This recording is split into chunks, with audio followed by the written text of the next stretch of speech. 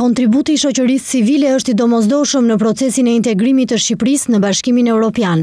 Kështu deklaroi ambasadori i delegacionit të Komisionit Evropian në Tiranë, Ettore Sekui, gjatë një takimi pune të organizuar nga Ministria e Integrimit me përfaqësues të organizatave të shoqërisë civile. Sekui tha se implementimi i 12 rekomandimeve të KE-s ka nevojë për të gjitha palët, përfshirë këtu edhe shoqërinë civile. Bashkimi Evropian e konsideron pjesëmarrjen e shoqërisë civile si shumë të rëndësishëm në procesin integrues të vendit. Delegacioni i Komisionit Evropian në Tiranë e ka konsideruar gjatë procedurave për hartimin e raport progresit si të rëndësishëm, sepse besojmë që procesi i integrimit është një përpjekje e të gjithë shoqërisë shqiptare.